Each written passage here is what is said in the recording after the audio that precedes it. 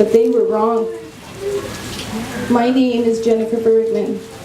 In December 2009, I contracted Bickerstaff brainstem encephalitis, which is a rare variant of Guillain-Barré syndrome, a neurological disorder that damages the nervous system. By the time I was diagnosed, I was experiencing double vision, eye and throat paralysis, weakness, vertigo, and loss of consciousness. Shortly after being admitted, I went into respiratory arrest and was placed in a coma for 5 weeks. While in the coma, I underwent kidney failure, sepsis, tachycardia, anemia, and ARDS. When I came out, I was paralyzed for a period of time. Eventually, that wore off, but I was unable to stand up due to contractures in my ankles that stretched my feet into painfully rigid ballerina toes. Plus, I couldn't use my arms because my shoulders were also contractured. I couldn't see because my vision was still doubled, and I couldn't speak because I had a tracheostomy in with the cuff inflated. Basically, it was impossible for me to communicate. I couldn't tell anyone how I was feeling, what I was thinking, if I was uncomfortable or in pain. It was terrifying and maddeningly isolating. I was frustrated and filled with grief constantly. Nurses treated me like an animal in a lab. Care aides treated me like a load of laundry. And loved ones, much as they meant well, treated me like an infant. Finally, the cuff on my trach was deflated and I could speak again, and speak I did, and speak and yell and scream. You have to understand, I was in such discomfort all the time. I spent months laying in bed with a fan blowing on me, wearing nothing but a diaper because I didn't have any temperature regulation, and it felt like my nerve endings were on fire. The sheet under me was always wrinkled and soaked with sweat, but I could never lay on my side because of my shoulders. My trach tube was constantly getting plugged with mucus, cutting off my air, and resulting in the inevitable suctioning the nurse would have to do. There was no way to relieve any of the discomfort or hours of boredom. I couldn't entertain myself, hold a book, change channels. I couldn't even see out of the window in my room. I spent endless hours staring at the National Geographic pictures that my husband posted on the wall. I couldn't sleep at night, so I spent countless hours in the half-dark staring at the ceiling. Amidst all that, I was also terribly lonely. I think I rang my nurse's bell sometimes for no other reason to see and connect with another human being, to confirm that I actually existed, that I was somewhat important to the world. And so as the months dragged on and on, I became anxious and angry. The more I was ignored or treated like a child, the angrier I became. And the angrier and more abusive I became, the less my loved ones wanted to see me.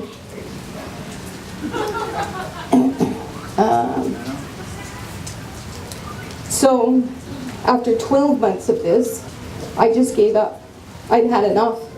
Enough of the 24/7 pain and discomfort, enough of the constant scans and tests and procedures, of being jabbed with needles and handled like a sack of grain, of people talking about me behind my back as if I wasn't there. I was sick of it, and I didn't want to face it anymore. I completely shut down and decided it was time to let myself die. So I waited, and I wallowed, and it felt good. I was in control. I did not have to do anything I did not want. It was easy. I just refused. I refused to see the physiotherapist. I refused to talk to the psychiatrist, refused to hear loved ones' concerns. I just refused to live. I waited to die. But I didn't die. My body was recovering, painfully slowly, but recovering nonetheless. It was way past the brink of death. So I tried to do it myself by pulling out my tracheostomy several times. But it didn't work. So I was left in a state of limbo, not alive but not dead, living in a vacuum of timeless, sunless, abject isolation and fear. And it was horrible, worse than living, worse than struggling to put one foot in front of the other to survive. It was endless, empty, and without change. And then I got a visit from Dr. Rebai, my physiatrist. He told me that my body had recovered enough for me to be transferred out of the hospital. Which facility I went to ultimately was my choice. He said it all depended on my attitude and my willingness to do the work. If I continued as I was, they would have no choice but to transfer me to a long-term care facility where I would get all the care I needed, but would likely fall through the cracks of the system.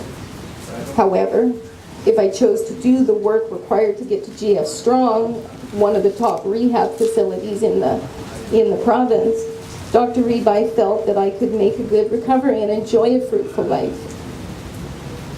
For the next couple of days, I waffled between resentment, anger, and the ever-present desire to just give up.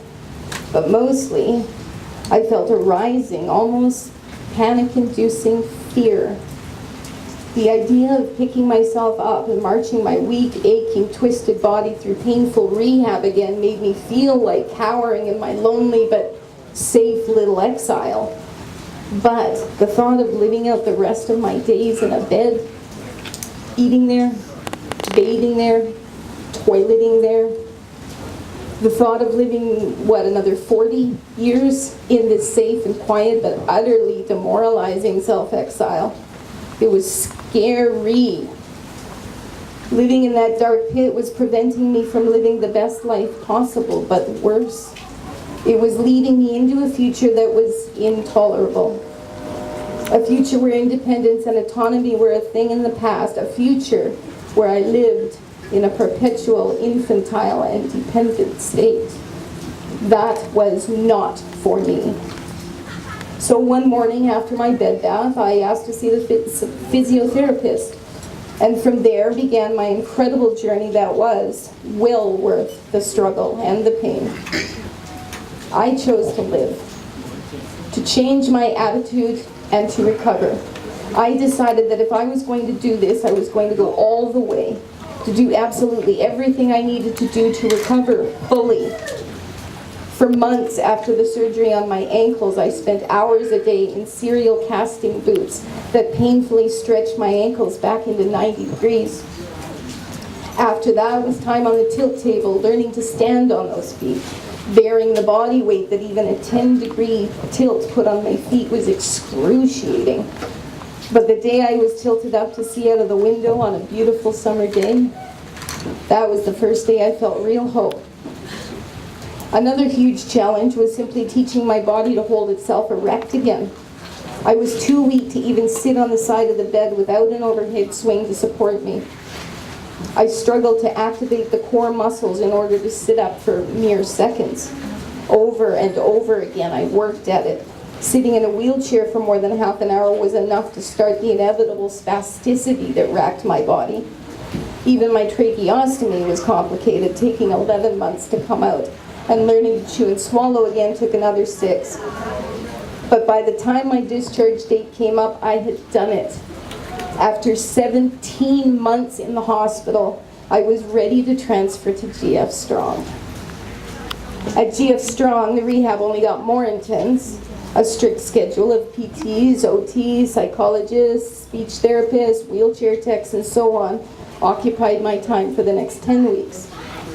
It was demanding, painful, frustrating, and the progress was so slow. But there was progress. And as long as there was progress, there was hope. And as long as there was hope, I worked. By this time, all that effort, all the crying and sweating and swearing that I invested in myself had lit a fierce fire in my belly. And guess what? It had paid off. I could finally stand up all the way on my own 2 feet. I taught my only functioning hand, the left non-dominant one, to accomplish almost anything I needed to do. I could eat all kinds of foods without choking, and I was able to sit in my chair for most of the day. Oh yes, and I got an electric wheelchair. which meant two very crucial factors: independence and autonomy. I was free to decide where I wanted to go and what I wanted to do. I could leave my room.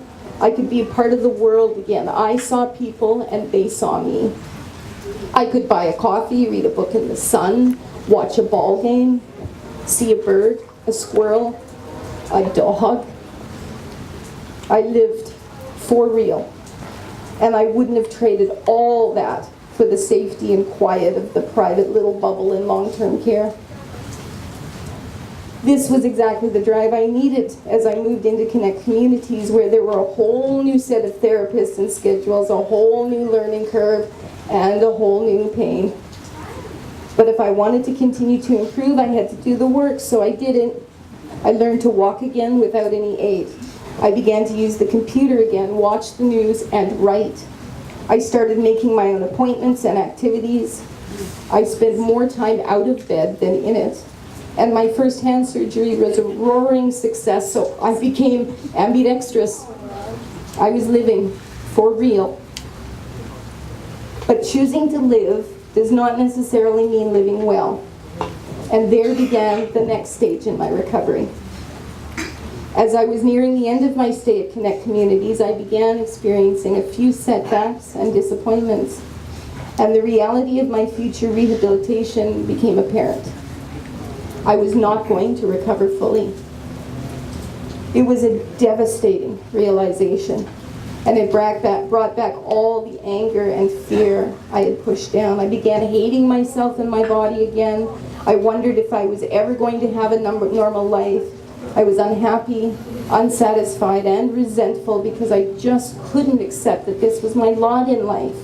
I was still angry, still lost, still asking why. After a year and a half, I moved from Connect into my permanent family care home. It was a difficult transition, with me feeling fearful and angry and depressed. I was lost without the drive to recover I had before. I went through the motions of exercising, but without energy or hope. I had done the next best thing to accepting it.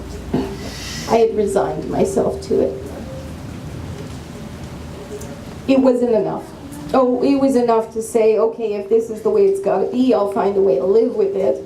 And I did for a little while, another limbo, another self-exile, wondering if I belong in this world, thinking I should have died. And then two things happened. The first is I began to get invited to share my story. And when I saw how simply sharing my experiences touched people, it inspired me to see myself for who I actually was. A warrior. I had fought battle after battle against incredible odds, and I had won. And I was showing others how to be warriors too. And that felt good.